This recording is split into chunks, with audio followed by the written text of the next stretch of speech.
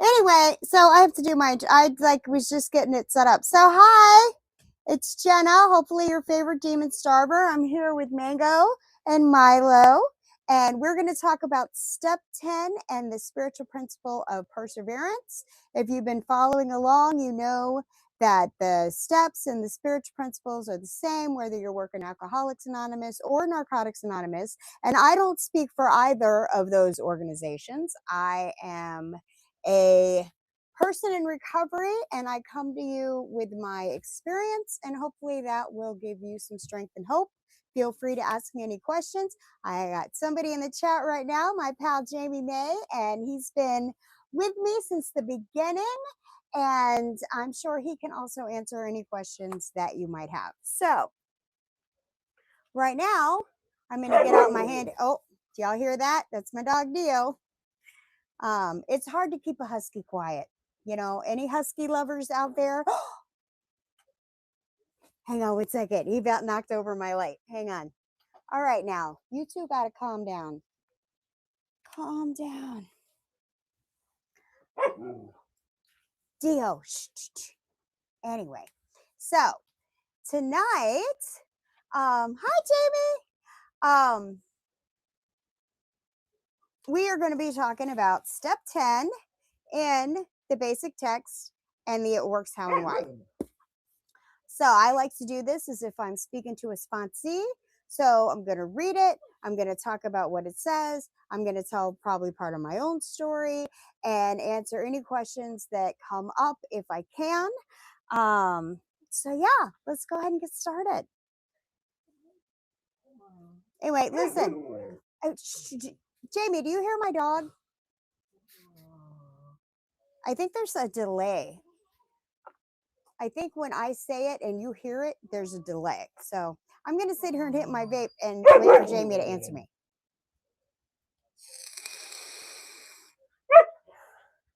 Dio, come here, baby. He does this every time. He sits in the hallway right past where I'm sitting, and he won't come up. Hey, you guys got to quiet down. You're not going to be allowed to be in the audience if you're not going to be quiet. Listen, I love my dog. Oh, you can hear him. Okay, guess what? He's a husky. What are you going to do? I'd get him up here and show you how pretty he is. I'm sure you've seen him. I take pictures of him all the time. But see how I did this specifically so I would have space for the dogs because they like to hang out with me. So you guys get to, if I get boring, I got cute puppies for you to look at. Oh, you hear them? Jeez Louise. Okay, so in the basic text, and again, if you're not working the Narcotics Anonymous program, doesn't matter because the step and the spiritual principle is the same, even if you're doing Alcoholics Anonymous, Celebrate Recovery, any 12-step program that ends in the word anonymous, this is relevant, okay? And I will be, after I finish the Narcotics Anonymous, I will go back and finish the Alcoholics Anonymous, but I'm going to be truthful with you guys. I get a lot more reaction from the Narcotics Anonymous. I know that there's a lot of stuff out there for Alcoholics Anonymous, which is great and awesome, but I don't think there's enough for Narcotics Anonymous. So that's why I'm going to go ahead and finish this series first and then go back to Alcoholics Anonymous. So if you're looking for those videos, they are on my channel, but I've only finished Alcoholics Anonymous up into step 4. So right now we're in step 10 in Narcotics Anonymous. Did I say that right? Alcoholics Anonymous up to step 4, Narcotics Anonymous, this is step 10. I have book studies. Check out the rest of the channel. Check out those videos. If you have any questions, hit me up. I'm always available. And if you can't get hold of me, just leave me a message and I will get back to you as soon as I can. Because I work overnights. I got the dogs. I got the husband. I got stuff going on. So I'm not your sponsor, but I'm a sponsor and I can help you out. Oh, before I forget, like, the video, subscribe to the channel, hit the notification button. I do this every Monday night at 7 p.m. Eastern Standard Time. I live in Florida, so that's the clock I go by. And I try to drop a long form video, either an interview or book study or something like that, every Friday morning. And I have shorts every day. I do interviews with people. I'm editing an interview right now with this wonderful woman named Tanya. And I'm hoping to have that ready and posted next Friday, this Friday, the Friday of this week. I think that's the 19th, I want to say. And, so hang out with me. And I need subscribers, y'all. Tell all your friends if you still have any. I've got 399 subscribers. If I got enough subscribers, I could start doing this full time, right? You can go to my website, starvethedemon.com. You can buy a t-shirt or buy me a coffee. You could just donate and give me money. That'd be cool. But I don't charge for any of my content. Right? I'm talking to people that are in early recovery, and if you're anything like me, you don't got two nickels to rub together, and the ones you did have, you gave the dope man. So I'm hoping to get enough subscribers that YouTube will pay me. So help me out with that, y'all. I got 200,000 views and 399 subscribers. Some of y'all are watching and liking it, but you're not subscribing. So let's get on that. Anyway, enough about me. Wait, there will be more about me. Don't worry. Oh, did you sneeze? And what do you think? You eating that? All right. It's not the first one of those he's ate. We have yet to find the indestructible treat for Mango that he can't get through. They say, oh, it's indestructible, it lasts forever. Yeah, that's a lie. Not with this one. He's very meticulous. He will nibble, nibble, nibble at the seam until it comes apart. So we are on page 42 of the Narcotics Anonymous basic text. And I did have a little light. Oh, yeah. So I could see. Step 10. Now this is the step is we continue to take personal inventory, and when we were wrong, promptly admitted it. And the spiritual principle behind that is perseverance, because we continue to take personal inventory. Step 4, we did our moral inventory, right? Step 5, we admitted it to ourselves, to another human being, to the God of our understanding, the exact nature of our wrongs. And in step 8, we made a list of all people that we had harmed. And in step 9, we started making amends to those people. Direct amends wherever possible, living amends wherever not possible. And like I told you before, get with your sponsor, get with your God, figure out who's getting what kind of amends, but get that stuff out. And the reason we're going to go right to step 10, because you should not be waiting to finish your amends to move on to step 10. You can get the bulk of them done, get all your direct amends done, right? And then if you're still working on getting a hold of people, whatever that looks like for you, or you're doing your living amends, go ahead and move on to step 10. Because in reality, you may never finish step 9. Right? There may be people that you just cannot get a hold of. The point of step 9 is to be willing to make those amends. And if the opportunity presents itself where you can make amends, that you do, right? But don't sit and wait and go, I can't move to step 10 because I haven't got hold of Sheila and Sarah. Oh, well, move on anyway. Keep it pushing, and always be willing to make your amends. That is not something that goes away. And what step 10 does is we continue to take a personal inventory, and when we're wrong, promptly admit it. If you're doing a thorough and fearless step 10 on the regular, you may never have to go back and do another step 4. Ah, yay! Right? Step 4 is scary and it sucks. I told my sponsees, listen, it's going to be excruciating. You're going to hate it. But guess what? It's so freeing, and you get all this happiness, joy, and freedom on the other side of it, that it's worth it. So we do it. We do it anyway. It's hard. We do it anyway. It sucks. We do it anyway. But you do your 10 right, you may never have to do another 4. So isn't that something to look forward to? it's wonderful to be living a life that you don't have to make amends, right? Because making amends sucks. So if you can make choices and decisions that keep you from having to ever make an amends, that would be perfect. We're human. That's not going to happen. I piss people off on the regular, right? I'm great. I'm wonderful. I'm cute, smart, funny, blah, blah, blah. I just today had a conversation with somebody that was not pleased with me and something that I had said and my particular stance on some things. Okay, that doesn't mean I love that person any less. Doesn't mean that person loves me any less. But the idea that I'm walking the world in some kind of perfection, that ship sank, sailed, never got to the water. I'm not perfect, neither are you. So we continue to take personal inventory. Page 42. Here we go. Buckle up. Step 10 frees us from the wreckage of our present. Step 4 was the wreckage of our past. Step 10 is the wreckage of our present. Okay, Jamie says, I'm on step 4 and I think it's awesome. Baby, it is. It is on step 4. Wait a minute, hang on. It says show on stream is turned off. I don't know why. Oh, okay. Look, it shows on the stream so everybody can see your comment. Oh, I love that. Let's do that. It is awesome. It is. What is your experience like, Jamie? Are you doing well with it? Are you working with a sponsor? Is there anything I could do to help you? Did you watch my step 4 video?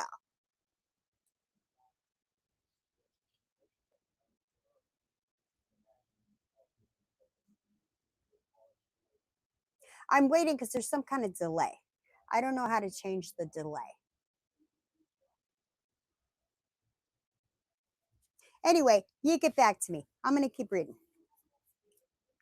So, step 10 frees us from the wreckage of our present, like step 4 freed us from the wreckage of our past. And step 8. If we do not stay aware of our defects, they can drive us into a corner that we can't get out of clean. One of the first things we learn in Narcotics Anonymous is that if we use, we lose. By the same token, we won't experience as much pain if we can avoid the things that cause the pain. Continuing to take a personal inventory means that we form a habit of looking at ourselves, our actions, attitudes, and relationships on a regular basis. We are creatures of habit and are vulnerable to our old ways of thinking and reacting. At times, it seems easier to continue in the old rut of self destruction than to attempt a new and seemingly dangerous route. We don't have to be trapped by our old patterns. Today, we have a choice. Because what do I always tell you? Addiction's a demon, disguised as a disease, takes away your power of choice. Recovery is how you get your choice back. Jamie says, I'm just not scared of stuff like that. Never been. I think I watched it, but I'll have to watch it again. You sure will. You sure will. Oh, you know what? I have to click it every time to show it on the thing. Can you see the chat, Jamie? Listen, you know I'm not used to doing lives. I'm learning. And I'm not doing this through YouTube. I'm doing it through Riverside. So, I thought it was just going to show all of what you said all the time. Anyway, yeah, there's nothing to be scared of. You know, that stuff has already happened. Everything that's on your 4-step is something that you've already survived, something that's already happened. There's no need to be scared of it.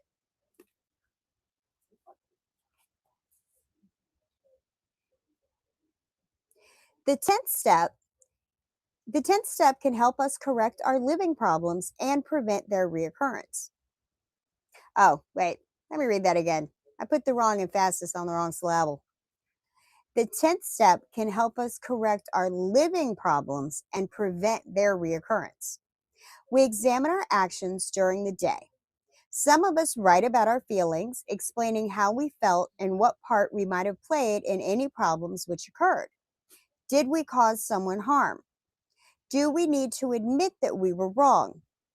If we find difficulties, we make an effort to take care of them. When these things are left undone, they have a way of festering, which then turns into resentment. This step can be a defense against the old insanity. We can ask ourselves if we are being drawn into old patterns of anger, resentment, or fear. Do we feel trapped? Are we setting ourselves up for trouble? Are we too hungry, angry, lonely, or tired? HALT. Y'all have heard of that? HALT. Hungry, angry, lonely, tired. If you are either hungry, angry, lonely, or tired, your thought processes, the choices you make, the way that you think about things, and the actions you take are going to be tainted by those things. So before you make any major decisions, make any major changes, maybe open your mouth. Make sure you're not hungry, angry, lonely, or tired. If you're tired, take a nap. If you're hungry, eat. If you're angry, take some breaths, say a prayer, calm the hell down. If you're lonely, call your sponsor, call a friend, pray, pet your dog. I don't know. But if you're making decisions with that mindset, it's probably not going to work out well for you.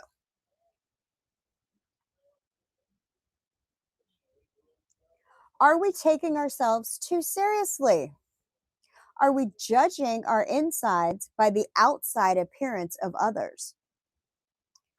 The answers to these questions can help us deal with the difficulties of the moment. We no longer have to live with the feeling that we have a hole in the gut. A lot of our chief concerns and major difficulties come from our inexperience with living without drugs. Often, when we ask an old timer what to do, we are amazed at the simplicity of the answer. The 10th step can be a pressure relief valve. Really? Bless you. The 10th step can be a pressure relief valve. We work this step while the day's ups and downs are still fresh in our minds. We list what we have done and try not to rationalize our actions. This may be done in writing at the end of the day. The first thing we do is stop. Then we take the time to allow ourselves the privilege of thinking. We examine our actions, reactions, and motives. We often find that we've been doing better than we've been feeling. We've been doing better than we've been feeling. That's that fake it till you make it kind of mentality. This allows us to examine our actions and admit fault before things get any worse. We need to avoid rationalizing. We promptly admit our faults, not explain them. Hear those words. We admit them, we don't explain them. I did this thing. Why you did it? I didn't mean to. I didn't mean to. That wasn't my intention. Guess what? That's nobody's judging you on your intentions. You're judged on your actions and the outcome of the choices that you make, not what you meant, what you thought. None of that's going to matter, especially if you're dealing with other people. Other people don't want to hear that crap. And if you think they do, think about it when always put yourself in the other person's position. If it had happened to you and they came at you with that lame excuse of, well, that's not what I meant, how would you feel about that? Would you take that and say, oh, okay, you didn't mean to? Or would you be like, I don't care what you meant, this is what you did? That's every human walking. So, always hold realistic expectations and don't expect from other people what you wouldn't expect from yourself. And there is a difference. There's a difference in intention. Like there's a difference between me stepping on your foot and kicking you, right? Your leg still hurts, but it is different if I meant to kick you versus I accidentally stepped on your foot. But I digress. I'm gonna hit my vape one more time.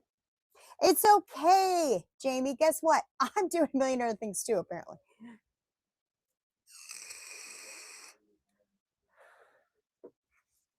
I like it when it's like this and there's actually nobody in here because no matter what I do, but it's going to show live. It's going to replay on YouTube and, I'm going to look silly. But what I do is I extract the book part out of it and re-put that in the book studies. So all this just crazy stuff that I say and do that I get a little off the rails, doesn't matter. And it's fun. I'm having a good time. I'm having fun doing it. And I had to convince myself of that because I don't really have a lot of people that show up and watch my lives. You know, someday I hope to, but right now it's me and the dogs and you, Jamie. Yay! So, um, and you're plenty enough. Don't get me wrong. But so I could get a little silly and hopefully by the time I have like, you know, people actually showing up, lots of people showing up, I'll be a little more polished and a little more relaxed. And a lot of this is nervous chatter. So back to the book.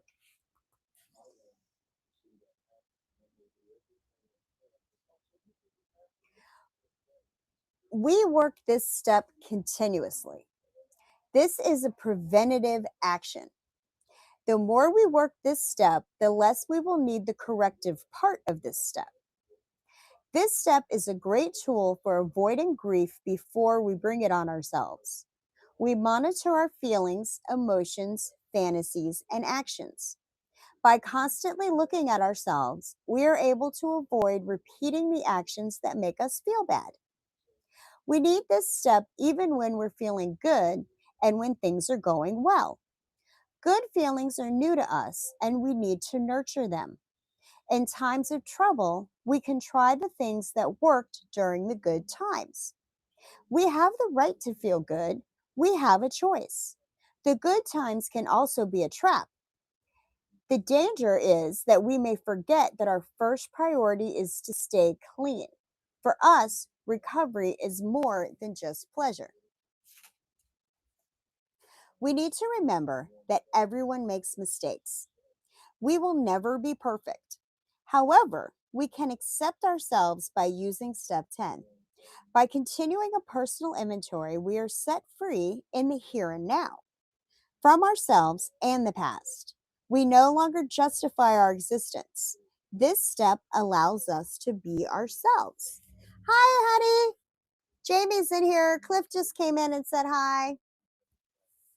So I just finished with the basic text, and now we're going to move into it works how and why.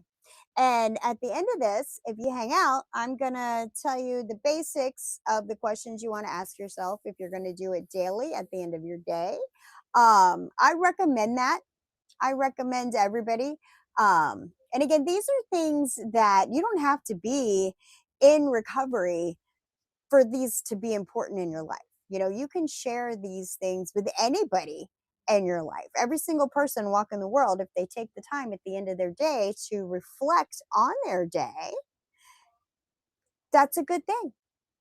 That is a good thing. So, in It Works How and Why, we are on page 96.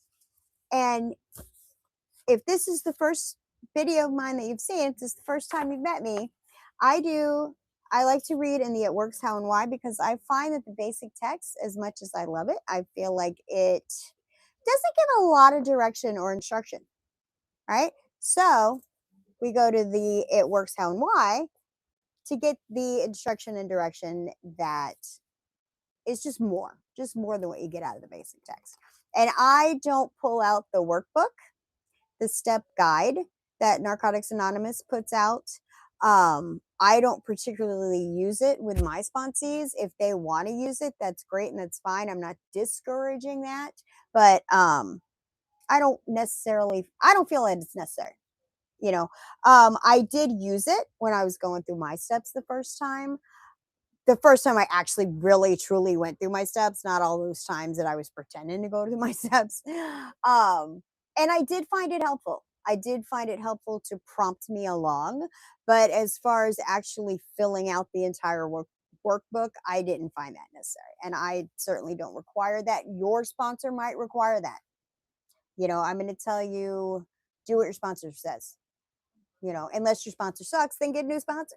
But lots of people use it, lots of people like it, lots of people swear by it. I'm not that person, but I'm not discouraging. Please don't take this as discouragement.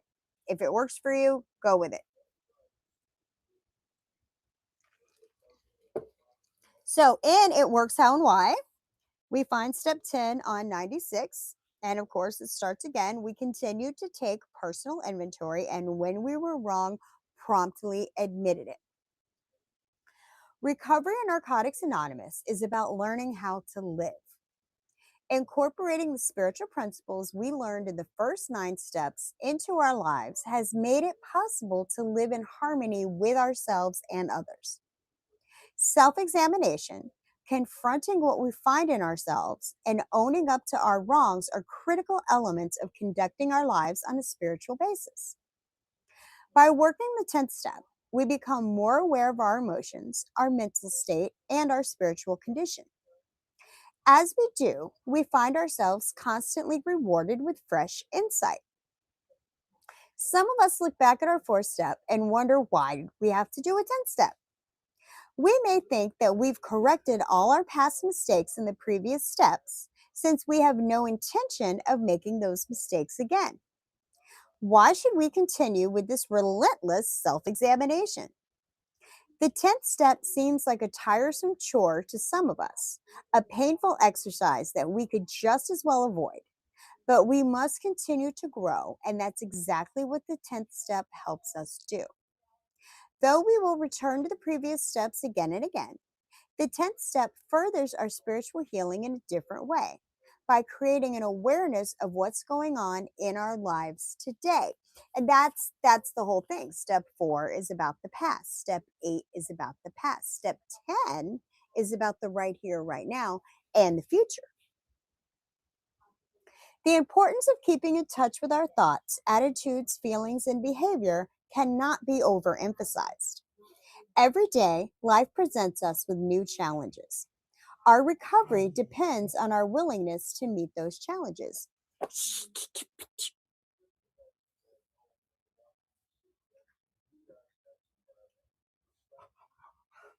Do you hear them? Do you hear them back here?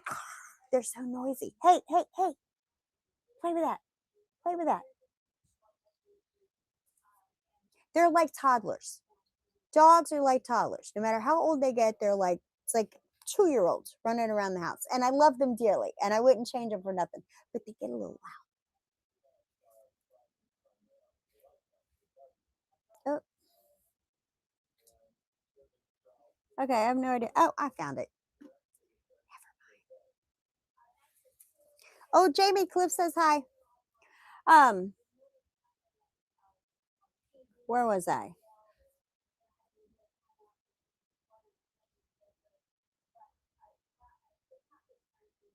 Every day, life presents us with new challenges. Our recovery depends on our willingness to meet those challenges. Our experience tells us that some members relapse even after long periods of clean time because they have become complacent in recovery. That is one of the scariest things.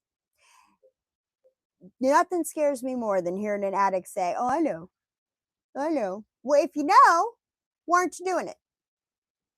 Right? If you become complacent and you think, "Oh, I don't need this. I don't, you know, I don't need to be of service. I don't need to go to meetings. I don't need to work my steps. I don't need to read my literature. I'm good now and I'm just going to keep it pushing."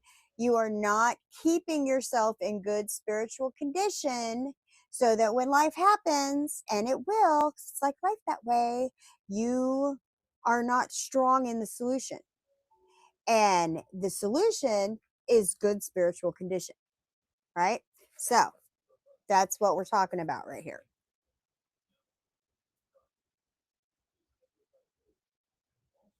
I'm going to read that sentence again. It's important. Our experience tells us that some members relapse even after long periods of clean time because they have become complacent in recovery, allowing their resentments to build and refusing to acknowledge their wrongs. Little by little, those small hurts, half truths, and justified grudges turn into deep disappointments, serious self deceptions, and full blown resentments. We can't allow these threats to compromise our recovery. We have to deal with situations such as these as soon as they arise. Let's talk about that. Let's talk about those things because this is one paragraph that has everything, can make or break the whole rest of your life, right? So, small hurts, half truths, and justified grudges. So, we talk about small hurts. Small hurt is something that you will tell yourself the half truth, which is a whole lie, that, oh, I'm let that slide. Oh, that's not a big deal. That's okay. That they didn't mean it. Da, da, da. No, no. It's fine to let things slide. It's fine to take a breath and pick your battles and make a choice to not let something affect you, to not get upset by something, to let people be who they are and do what they do. And if that's the way you're going to act, that's good. I know, and I'm going to keep myself pushing. However, if someone hurts your feelings, if, let me not even say it like that.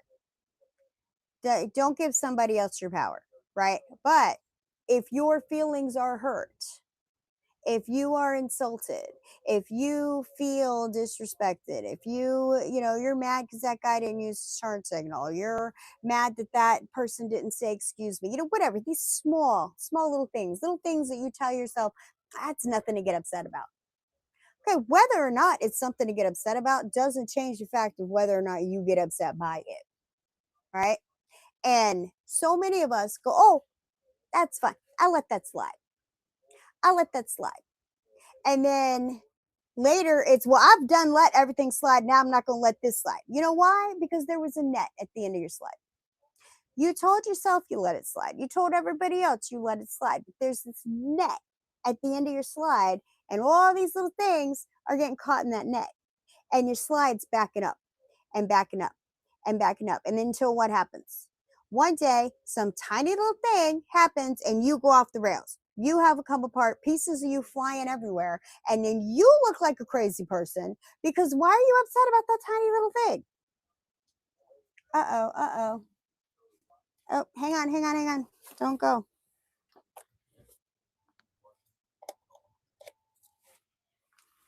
Ooh, how's that?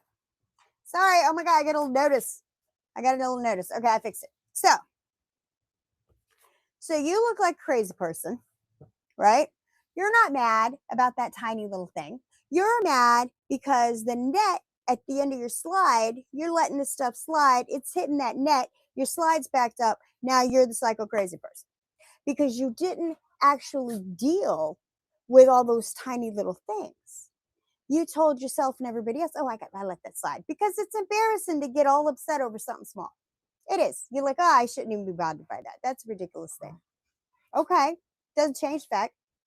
If you don't deal with the thing in the moment, it builds up.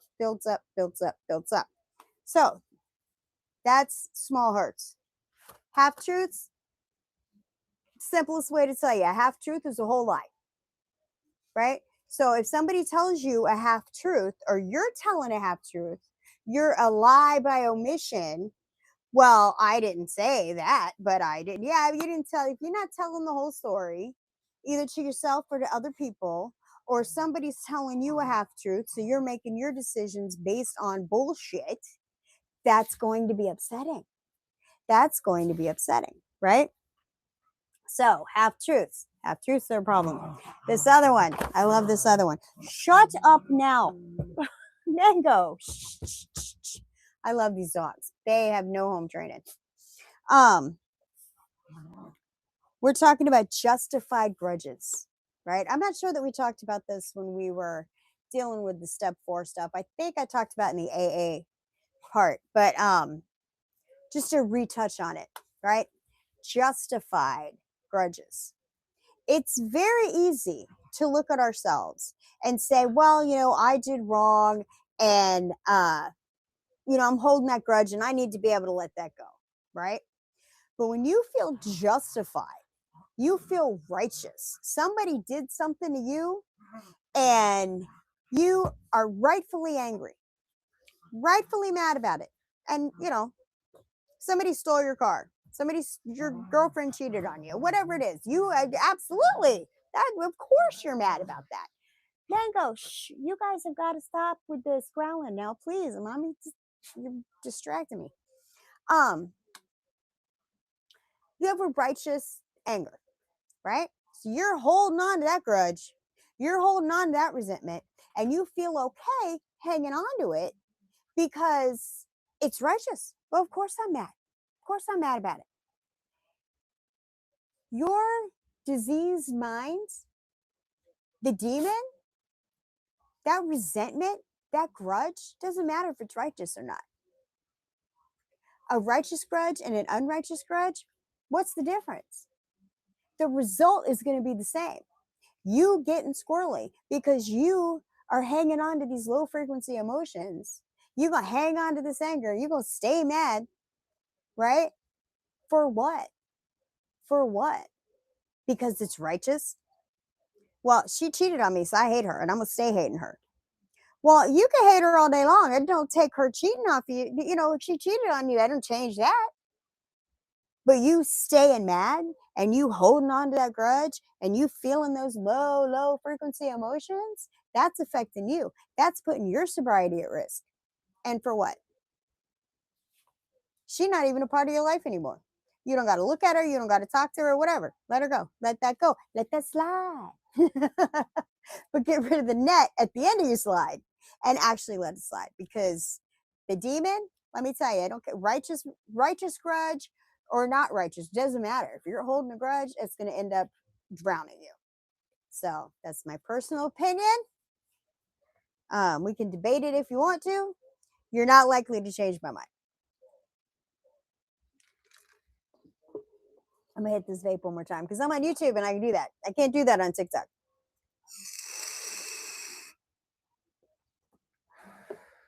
And if anybody wants to tell me that I shouldn't be vaping, I already know. Thanks. So we have to deal with these things when they arise. If you feel hurt, there's a half truth involved, you've got a righteous grudge, still got to handle it, still got to deal with it just like you would anything else. In the 10th step, we use all the principles and actions we learned in the previous steps, applying them to our lives on a consistent basis. Beginning our days by reaffirming our decision to live life according to our higher power's will has helped many of us keep spiritual ideals foremost in our mind throughout the day. Even so, we are bound to make mistakes. Even so, we are bound to make mistakes that are very familiar to us. We can attribute virtually every wrongdoing to a character defect we identified in the 6th step. Humbly asking God of our understanding to remove our shortcomings is just as necessary now as it was in the 7th step. In the 10th step, we take such actions on a regular basis. Every day, we take our own inventory, look for those times when we fall short of our spiritual beliefs, and renew our efforts to live principle-centered life. For example, when we are faced with the tendency to behave compulsively, ignoring the consequences of our actions, we need to focus on spiritual principles, take prompt action, and continue forward in our recovery. Although forming a habit of working this step may be difficult at first, we must persist. We can set aside some time during the day for focused self-appraisal while gradually moving toward a goal of being able to look at ourselves throughout the day. Hi, Shrimp. That's my brother Chris, Jamie. He says hi to you and Cliff. We can set aside some time during the day for focused self-appraisal while gradually moving toward a goal of being able to look at ourselves throughout the day. We keep going forward, striving each moment to become ever more aware of ourselves. We need to develop self-discipline. The more effort we put into doing so, the more we'll find that working the 10th step will become as natural as breathing. When y'all tell me, or when y'all hear me say, I stay praying, that is me 10th stepping, right? It was very difficult for me at first. In the beginning, I had an app on my phone that would go off and remind me to do my 10th step at the end of the day. My sponsor gave me some worksheets I could use. Um, and I really had to put a conscious effort into the 10th step, right? That has become for me over time routine. It really does. And when you always hear me say, "Oh, I stay praying," because throughout my day, as things come up, I am taking that moment, taking that breath, looking at the situation, comparing it, putting it against the spiritual principles, asking God to help me, asking God to relieve me of the negative emotions or character defects that I might be expressing in that moment, and then going on to the next moment. That's what stay and praying means to me. And it is something that came with time and practice and was not like, oh, I'm doing my step, now I stay praying and I got it all put together. No, no. And I still today have to remind myself sometimes, I might go to type something online and gotta back that out.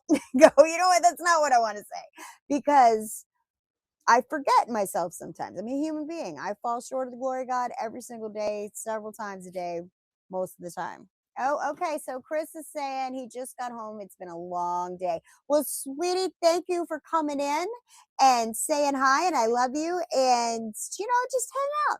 Hang out. You don't have to talk. I'll talk enough for everybody. Wow, that was a creepy looking face I just made. Thank God for editing software. Okay, so not that we should be hard on ourselves, picking at our every motive and looking for problems where none exist. We need to stay in tune with the voice of our conscience and listen to what it's telling us.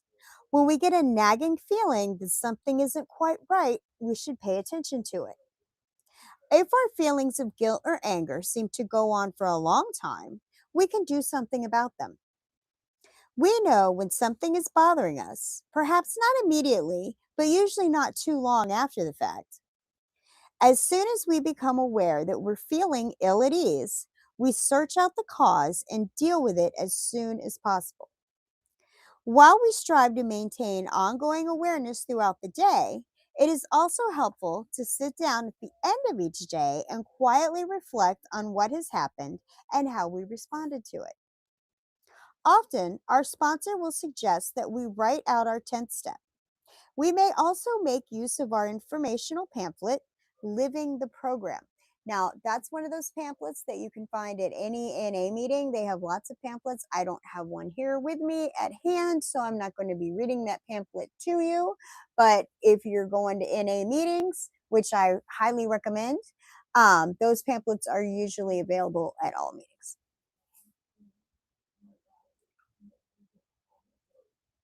In this step, we ask ourselves the same types of questions we asked in the fourth step. The only difference is that the emphasis is on today. We look at our current behavior and ask ourselves if we are living by our values. Am I being honest today? Am I maintaining personal integrity in my relations with others? Am I growing or am I slipping back into old patterns? We concentrate on the overall picture of our day. And that's why you want to do this like on the daily. You don't want to let too many days in a row go by without you doing this little self reflection because you don't want to let things sit. You don't want to let things fester. You don't want to let things grow, turning molehills into mountains.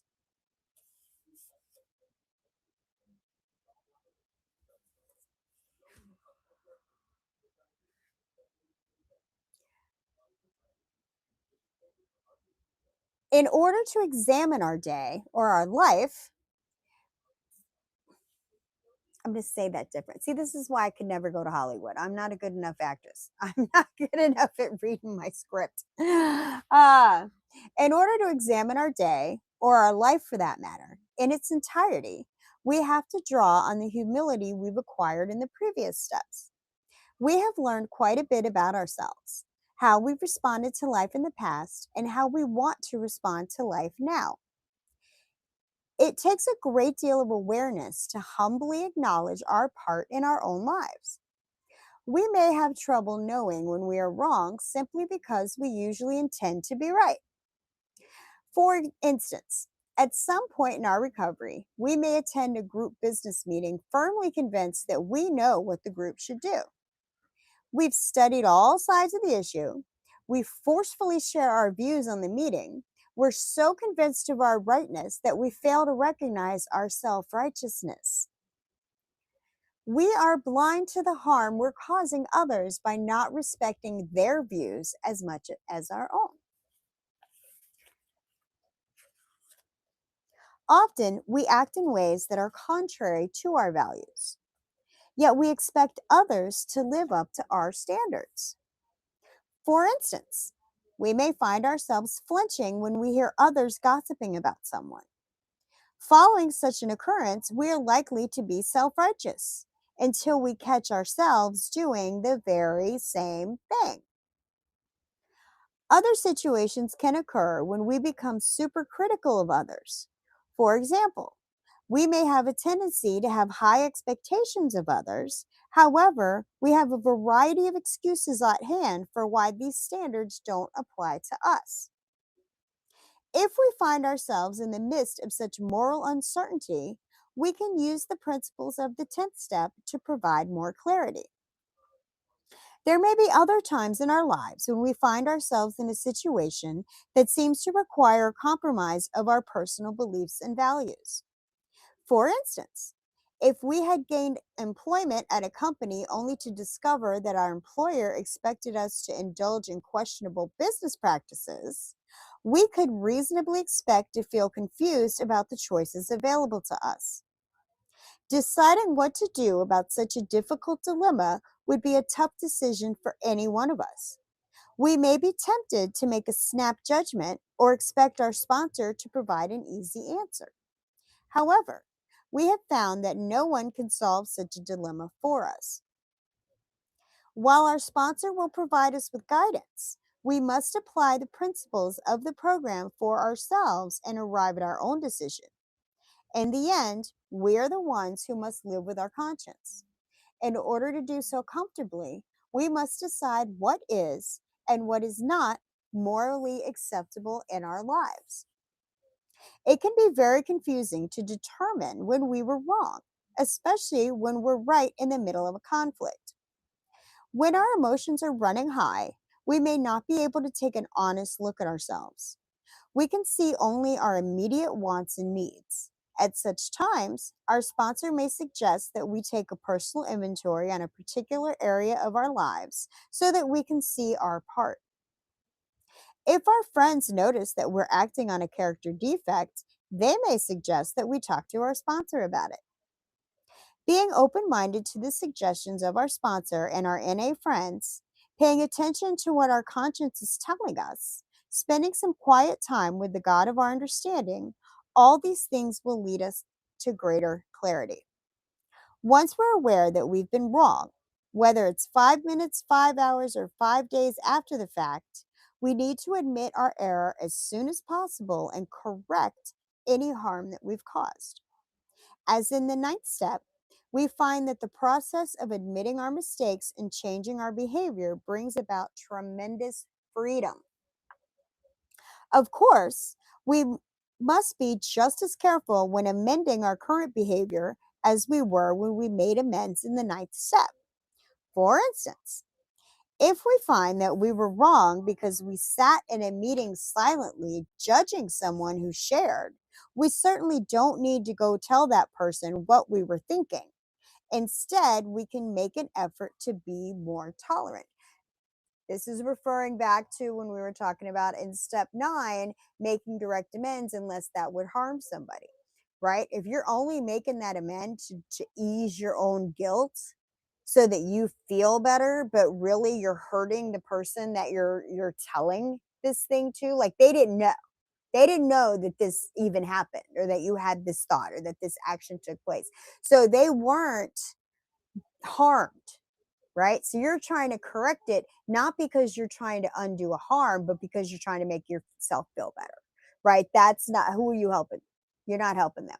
So what they're saying here is, if you had some nasty thought about some person, but they didn't know and you didn't act on it and they have no idea that you felt that way or were thinking that about them, just stop doing that and don't do it to somebody else.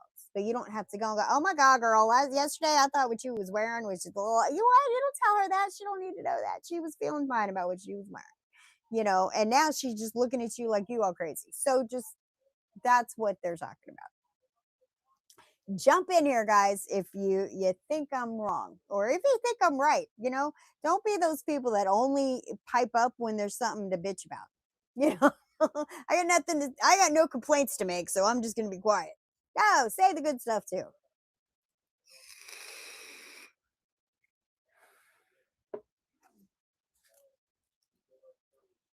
We must remember that the 10th step isn't a one-sided endeavor, an exercise in noting what we have done wrong. We must resist any urge to become obsessive with this step, ruthlessly searching out every flaw in our character. The point of the 10th step is for us to be willing to pay attention to our thoughts, behaviors, and values, then work on what we need to change. Shroom said, I would have to apologize to the world. I have intrusive thoughts all the time. LOL. I'm sure you do. I know you do. And we all do. We all do. But you thinking the thing and you acting on the thing are two different things. And you can control your actions a lot better than you can control your thoughts and feelings. And there is a there's a recovery, one of those great cliches, I love, that says first thought wrong. The very first thing that pops into your head is probably the wrong thing. So don't act on that thing. Probably the first 2 or 3 things that pop in your head. Just let them go. Let them go and see what's slipping down there at thought 4 or 5. That might be more in line with what you should do. A lot of times we're so reactive that the first thing we think to do is going to be the wrong thing.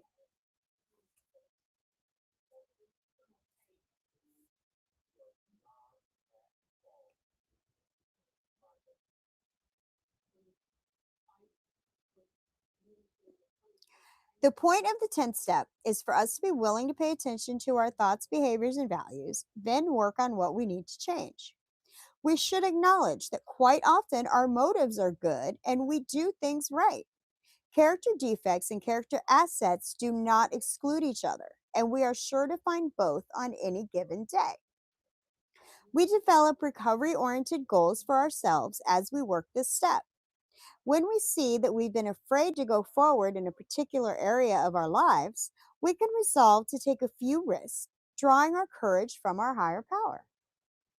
When we see that we've been selfish, we can strive to become more generous in the future. When we realize today that we've fallen short in any area of our lives, we don't have to be overwhelmed by feelings of dread and fear of failure. Instead, we can be grateful for our self awareness and begin to feel a sense of hope. Hey, at least I recognize it. At least I see it. Used to be, I wouldn't even know that I was being an asshole. Today, I can recognize that I'm an asshole. Maybe tomorrow, I won't be an asshole. See how that works? I think it's pretty easy math.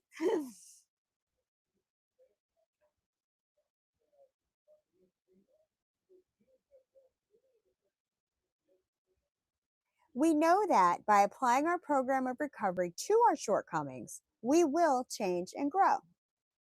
We begin to see ourselves more realistically as a result. We begin to see ourselves more realistically as a result of working the 10th step. Many of us have remarked on the freedom we experience through freely admitting our mistakes and releasing ourselves from unrealistic expectations. Where before we went from one extreme to another, either feeling better than everyone else or feeling worthless, we now find that middle ground where true self worth can flourish. We feel renewed hope as we uncover long neglected assets in this step. We see ourselves as we really are, accepting our good qualities along with our defects, knowing we can change with the help of a higher power. We're becoming what we were meant to be all along, whole human beings. Although all of us need the love and attention of others, that doesn't mean we must depend on people to provide what we can find only within ourselves.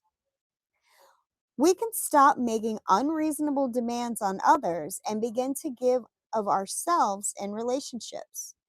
Our romantic relationships, our friendships, and our interactions with family members, coworkers, and casual acquaintances are undergoing an astounding change. We are free to enjoy another's companionship because we're no longer so obsessed with ourselves.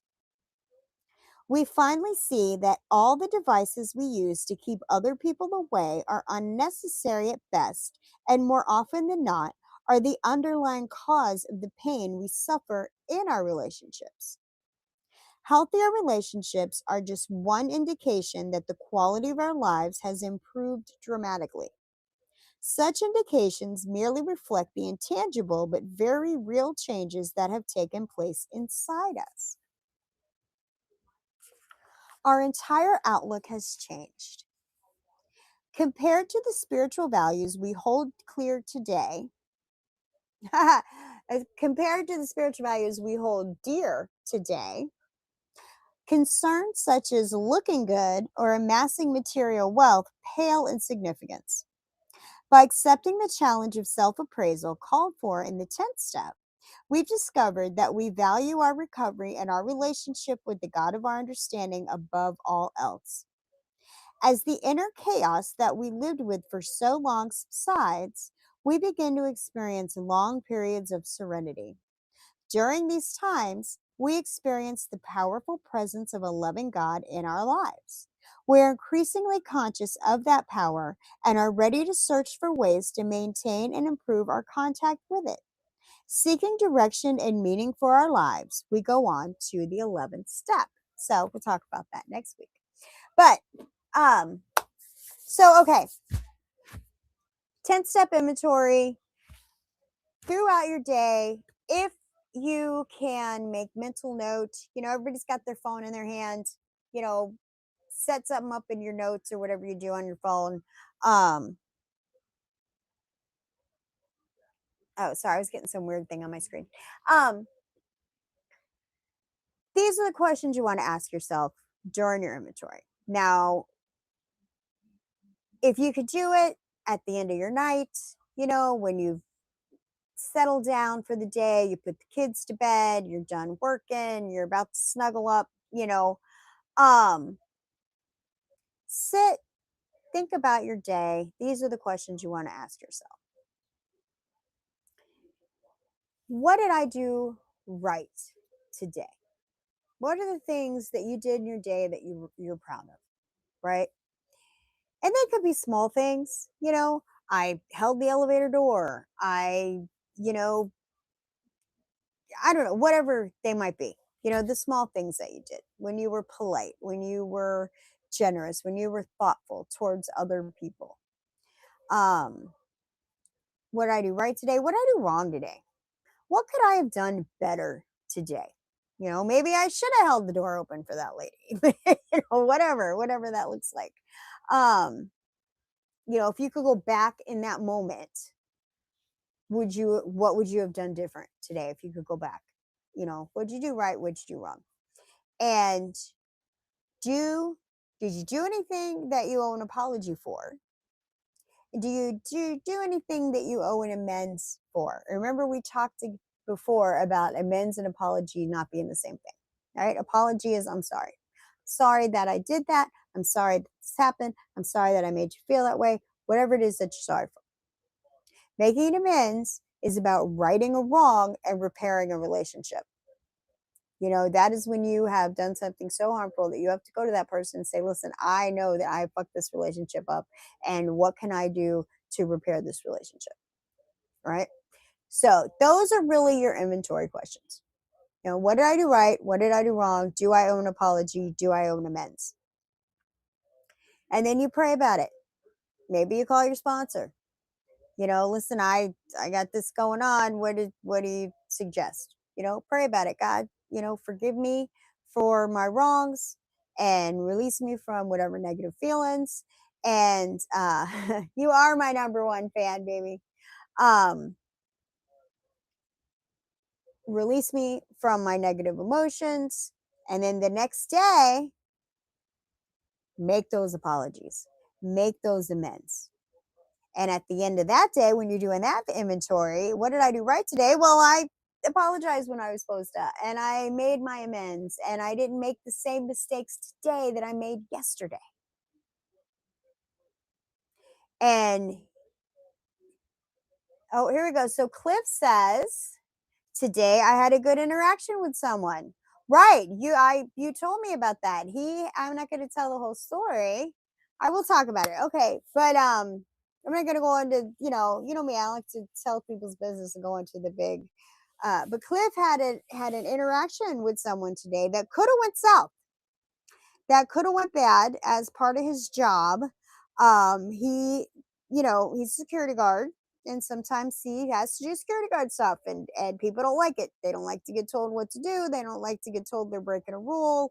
Um, so he had to address something with somebody, and their immediate reaction was they got upset. So it started to be a little back and forth, and Cliff stopped himself and stopped the guy and said, hey, listen, you know what, let's back up, let's back this up and start over. I'm not your enemy. Let's talk about it, and see what's really going on here. Right. Well, it turns out this guy has had issues with other security guards, with other, similar things, whatever. So he's a little, he was a little defensive. He was a little, had his Irish up starting out. Right. Well, Cliff's like, listen, I'm not your enemy. This is what's going on. This is why. Da, da, da. The two of them had a conversation. They ended up, buddying up, and it worked out great. Right. The guy, both, he said, let's stop this. I'll stop if you stop. Right. So it not only did it not escalate, but it turned out they actually sat back and had a conversation and got to know and respect each other as just men, as just, okay, I'm a human being, you're a human being. Um, and it worked out. So now the next time he sees this guy, it's not going to be like, oh, there's that guy. It's going to be, hey, how's it going? We have the power to do that with our interactions. And Cliff, who just celebrated 18 months sober yesterday, by the way, yay! Was able to de-escalate the situation, which as a security guard is actually his job. He is a licensed security guard. He took classes and everything. That is like, top 5 in the job descriptions, being able to de-escalate a situation. But he used his skills, and he used his spiritual principles, and he's not a 12-stepper, so that doesn't mean he doesn't live by these spiritual principles. And so I'm really proud of him, and I think it's a great example of, especially, you get it, it could be a road rage incident, it could be something, you just clash heads with somebody, and in that moment you make the choice to either continue the clash and escalate the clash, or go, hey, you know what, I'm not going to be a part of this. I don't, this is not the interaction I want to have, and I'm not going to have it, so I'm going to stop, and I hope you're going to stop, and we can have this whole interaction can be a whole different thing than what it's being right here right this second. So I'm proud of him for doing that. And he says he feels much better showing humility and de-escalating. I can't tell if you spell. I'm going to assume you did spell it right, baby. Jamie says the power of positive thinking. I'm sexy, I'm wanted, I'm loved, I'm clean, and I'm sober. That's right. Absolutely. Jamie says Cliff officially decucked the situation. Sure did. Sure did. Because that could have turned into something bad, you know. But he didn't. And so I'm very proud of him. It's a great example. It's a great example. What's that thing that they used to say on the TV where he's like, the positive affirmations? where he'd be like, gosh darn it, people like me. Cliff knows what I'm talking about. I can't think of, I can't, it used to be on like, you'd have to be old. You'd have to definitely be Gen X to know what I'm talking about. Um, but you're absolutely right, Jamie. Positive affirmations, and don't, people will tell you that the 12 steps are all about, wallowing and how bad you are. It's ridiculous. Okay. It is just as important to say, this is what's good about me, right? These are the good things that I did today. Like I was saying, I had an interaction with somebody that, they, I don't want to get too much into details because, like I said, I'm not trying to put Stuart Smalley, Saturday Night Live. Yes. What did he used to say, baby? I'm something, I'm something, and gosh darn it, people like me. Oh, and lowered expectations. Lowered expectations. Yes. You sometimes we gotta lower our expectations. You know, um, like if I was gonna do my daily inventory, right now, I would say, what did I do right today? Well, I'm doing this, right? Which is something that the thought went through my head today.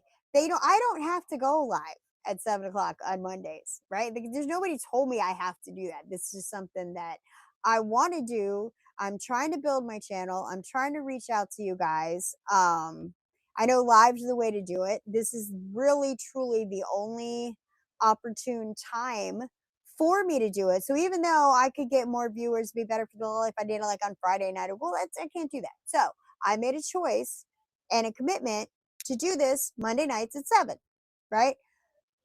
I don't have to, right? If I didn't show up, guess what? This isn't my job. Nobody's paying me to do this, but because I said I would, I made the commitment to do it. It's something that I have decided this is what I'm going to do. That even when the thought goes through my head that, I'm tired or I'm busy or whatever, I have this other video I'm trying to edit. I know I made a commitment, and it's one of my values to adhere to my commitments, right? To be where I say I'm going to be, doing what I say I'm going to do. That's important to me. So I would say for my daily inventory that is something that I did right today. I showed up and did my live. I started early, was able to get all my stuff set up. So, I'm getting better at it. Every time that I do it, it gets easier to get it done. Right. And I'm hopefully getting better at it. I don't know. So that's something I write today. I, made sure that my mother-in-law got her pills and got her food, and, that she's comfortable and entertained. I made sure that my husband got a nice lunch made for him, and I got him off to work, with a full thing of food and a clean work uniform, and he's, safe at work, and I've done my wifely, make sure my husband's took care of. Did that right today. Wifing 100% today. Okay. Oh, Shroom says, okay, tell Tanya I said hi. She's calling Shroom for dinner. I love you too. Cliff, have a great rest of your night, brother. Yay. So, what did I do wrong today? Well, I haven't left my house, and I haven't talked to anybody outside of the house. So I didn't really have a lot of opportunity for wrong today.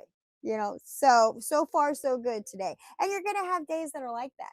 They're going to have days where, from start to finish, it's just one mistake after another, after another, after another. You're going to have days like that. You're going to have other days where you're like, wow, everything just fell into place today. I woke up, prayed, everything was nice. I got my chores done. I got everything on my little list of things to get done for the day done. And I can go to bed with a happy, I'm good. And in recovery, you find that you have way more of those days. Way more days where you're like, you know what? No, I did good today. I don't believe I do owe anybody an apology today. I don't believe I did do anything that I owe an amends for today. And because I do that on a daily, right, that may not be the case tomorrow. Tomorrow, I might do something I will owe an amends for. I might do something I do need to apologize for. I might make a mistake. I might wake up late. I might step on the dog. Any number of things that I can go, oh, I could have done that better. But I'm not sitting here going, okay, well, today I made this mistake, but yesterday, just do it every day. Make it part of your routine. And then you get to a point where you, what I like to call, stay praying. And throughout the day, if you do something wrong, and when I say promptly admit it, people that know me know I'm the first one to go, oh, I'm sorry, my bad, my mistake, I didn't mean that. Or if you correct me, you point something out to me that I have said or done, I can take the reflect and go, okay, you know what, let me think about that for a second. You know what, you're right. Or I might say, well, I see where you're coming from, but I disagree, so I'm not really going to change anything. But I am clear headed enough to be able to take the step and take the breath and say the little prayer like, higher power, Jesus, what would you have me do in this moment? Or I'm feeling a little squirrely, Jesus, can you please relieve this feeling for me, so that I don't do something stupid that I'm going to have to apologize and make amends for. But again, like I said, that happens over time. Nothing's easy. Don't let me fool you. Don't look at me and think, oh, she got it easy. Nothing's easy. My life is great. My life is great and it's awesome, and I wouldn't trade it for nothing. But that doesn't mean it's easy. I don't get near enough sleep. Ask my husband; he'll tell you. Um, but I don't know. I don't know what else to talk about. I kind of have to pee. Jamie, Cliff, is there anything you would like to add to this before I? Any questions that you have? Any advice that you'd like me to give before I call it?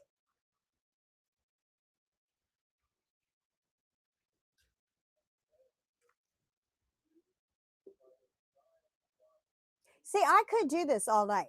I could sit on here and just talk, but I don't want to do that.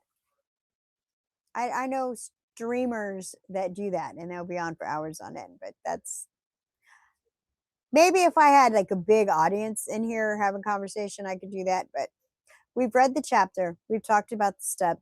I'm not sure what else to add about step 10 or the spiritual principle of perseverance, which means what?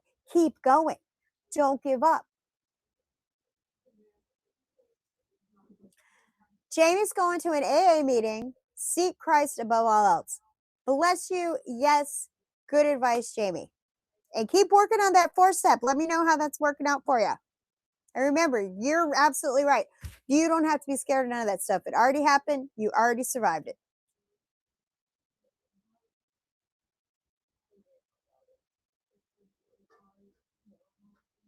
All right. Well, my 3 biggest fans have left me or are in the process of leaving me. So I just want to say, again, please like the video, subscribe to the channel, hit the notification button, tell all your friends if you still have any. Share it. You can always come back on here and comment because this is going to be on a replay for probably a couple weeks on YouTube. And visit the website, starvethedemon.com, buy a t-shirt, buy me a coffee, or just hang out. There's resources on there. There's interviews. You can watch on YouTube, listen on Spotify. Everything's free. Just love everybody because God's going to sort them out. You keep coming back. I'm going to keep coming back. Bye. Bye, honey. Oh, Jamie says step 4 is fun, interesting, and mysterious, and manifest lots of great magical sitting. Oh, synchronicities. Oh, you must be doing talk text. Yes, things start falling into place with the 4th step. And if you pay attention, you start to see how some of these puzzle pieces fit together. Very good point, Jamie.